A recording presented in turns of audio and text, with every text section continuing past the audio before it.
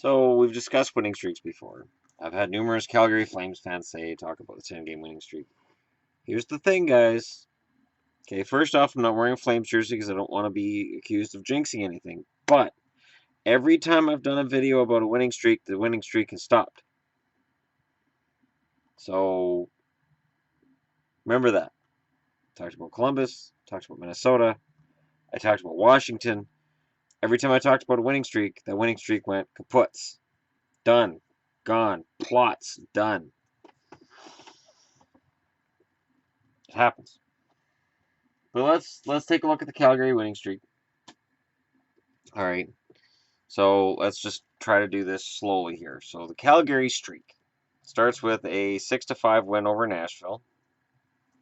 That was a sloppy game. Very sloppy game. But Calgary wins. So the most important thing is, does your team win? And the answer is yes. Hell. Let's just go ahead and prop this up here and go over the whole thing. So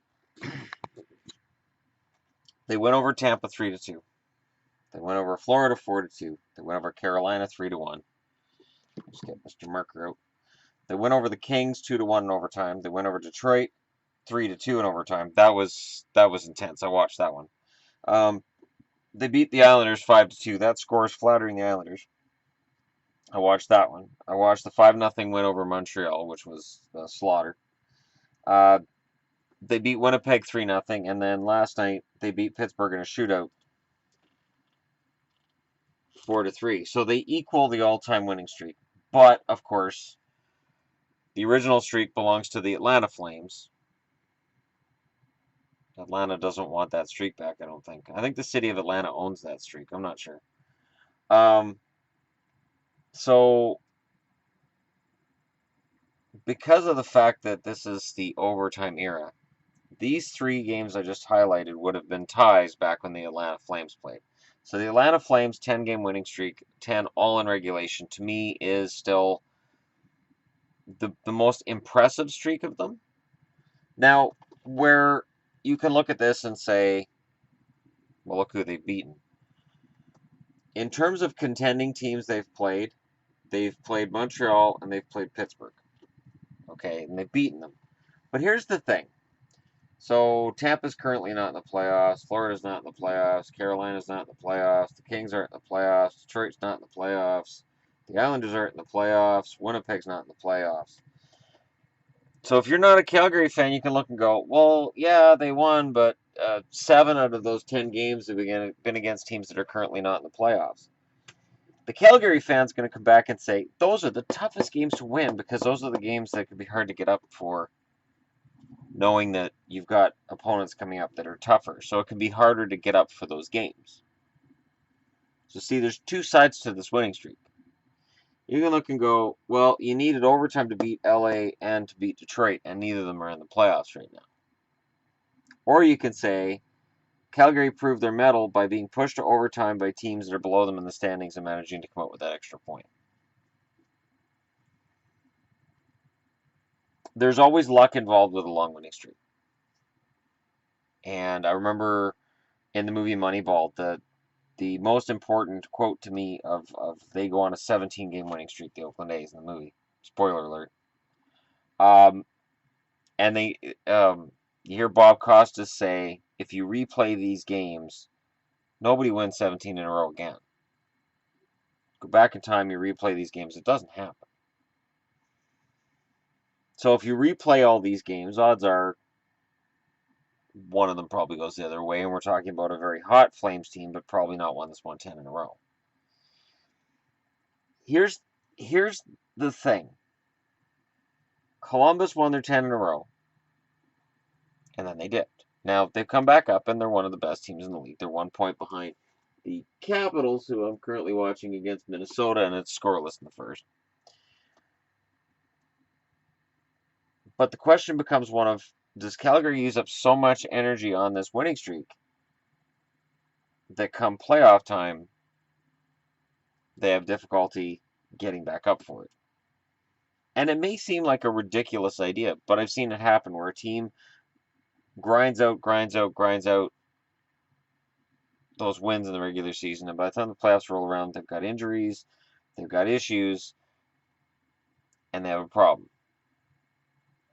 Now, the good news for Calgary is that while they don't have anybody who is, I don't think they have anybody who's top 20 in scoring in the league. Gaudreau's come back. Gaudreau was having a rough season. He's come back. Backlund has been solid. And Calgary fans keep harping at me about him being in the Selke trophy hunt. Okay, that's fine. I've seen it on other websites. When I was doing my trophy video the other night, it was just sort of spitballing, and I wasn't looking at anything. I intentionally do that sometimes where I say, all right, here's the most likely. It's not that Backlund's not having a great season. It's that when you've already won a trophy, you're more likely to win it again, based on name recognition. Is it right? No, but it happens. Monahan has turned it around, and really the keys are Monahan and Gaudreau. As good as it is for Calgary to have a guy like Backlund going, without Gaudreau and Monahan, they're going nowhere in the playoffs. Especially since Sam Bennett's taken a step back this year. Bennett's not even on this chart. Matt Tkachuk has been good to the point where if Matt Tkachuk had been drafted by the Canucks and Olli Juolevi had been drafted by Calgary, I think the Canucks are a lot closer to the playoffs, and I think I'm talking about the need for the Canucks to make a move 3 weeks ago to solidify themselves for the playoffs. I think Tkachuk is capable of that. 44 points in Vancouver would put him up above the Sedins, and he would have been playing with Horvat, and I could just salivate at what that would look like. The only reason that Tkachuk at this point is not in Calder contention is there's so many good rookies this year. In a regular rookie season, Tkachuk's absolutely one of the top 5 guys. Dougie Hamilton, despite trade rumors, which were ridiculous. It was ridiculous. There's no way Calgary's going to trade Dougie Hamilton. But there was already one team that was dumb enough to trade Dougie Hamilton. You're not going to find two. I don't see Dougie Hamilton anywhere but Calgary anytime soon. So, Hamilton's there, tied with Tkachuk with the 44 points. Frelick's got 41. Frelick's been scoring key goals for them. And Giordano's there with 30 points. Giordano is never going to wow you on the scoreboard. He's just a really solid all-around defenseman. He is to Calgary what Gary Suter is to the Minnesota Wild. And in net, the interesting thing is Johnson still has 3 points better in the save percentage than Elliott. But Elliott's won 9 of these games. Elliott's the story because his save percentage, I'm pretty sure, was in like the 885 range not that long ago. Now he's up to 910. 2 shutouts. Johnson has 3. But shutouts don't tell the whole story. The 913 save percentage doesn't tell the whole story. The funny thing is these two numbers put together, you're in like the 912 range. That's still below average for the NHL. But Elliott's been much better. And what's good for the Flames right now is this. Your young guns are going. Your defense is scoring. And offense from the blue line is the difference between this team being great and being the Canucks. The Canucks have no offense from the blue line. And in net, in the playoffs, Elliott's proven over the last season, because, last spring's playoffs, he was fantastic. He can steal a series. This winning streak puts them in line to, at the very least, get past the first round if they play Anaheim. At the very least, Calgary can get to the second round and look to next year and look to build. Gaudreau is still the franchise cornerstone. He is a superstar. Monahan's right there with him. If Bennett can somehow get into this conversation, if Bennett can go on a run, we can start talking about the possibility of the Flames coming out of that division and being a semifinalist this season. I don't see them there because I just don't see that if you can shut these 3 guys down, you're going to have a problem. And I know Ferland's been playing with Gaudreau and Monahan, but Ferland doesn't have the offensive acumen. I know he's been better. I know he's in double digits in goals. I know he's on a career high. But in playoff time, I still think you key on these guys. Furlan's going to play his physical game, maybe pick a fight with him, get him off his game, get him thinking about fighting and revenge, and just then shut these guys down. Is it easier said than done? Absolutely. Can this team do it? No. Dallas can't shut anybody down. And Dallas is on a Western swing right now, which should be good news for teams that they play, not for them so much. Calgary's winning streak is impressive because anytime you win 10 games in a row, it is impressive. And I don't mean to take it with a grain of salt on this board by just highlighting these are the teams that are out of the playoffs that they've beaten.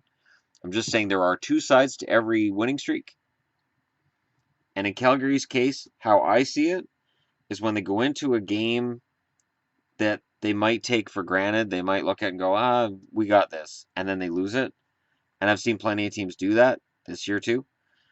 They haven't done that. Glenn Gulutzan called the team out, and they went on this streak. So Gulutzan deserves full credit for this as well. Their goaltending's been solid, they're able to score, and their blue line is good. They've allowed 2 goals or less in 8 of those 10 games.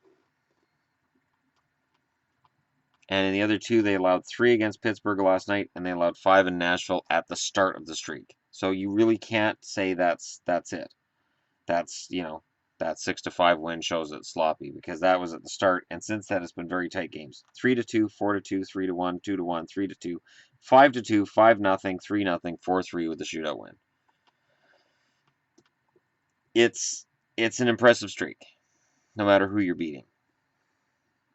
And again, if you replay all these games, odds are Calgary probably loses 1 or 2. But man, it is quite the run that the Flames have been on. Let me know what you guys think in the comments below. Don't forget to hit like and subscribe. And if you're a Flames fan, tell me, over this 10-game winning streak, who do you have as the MVP? Is it Elliott? Is it Gaudreau? Is it one of the defensemen? Because there's a lot of different players in Calgary who've contributed to this streak. This streak doesn't happen because of one player. It has to be a team effort. And clearly they're getting hot at the right time. But if you're a Flames fan, you want to say, okay, I hope they're not getting hot too soon.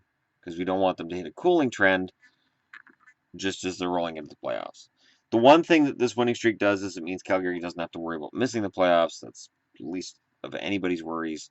Now it's just a matter of where they finish in the playoffs and whether or not they can get home ice in the first round. Ideally, it's Calgary and it's Edmonton. And then we can all get popcorn and enjoy watching those teams tear each other to pieces. So, yeah, again, let me know what you guys think, and don't forget to hit like and subscribe. Thanks for watching.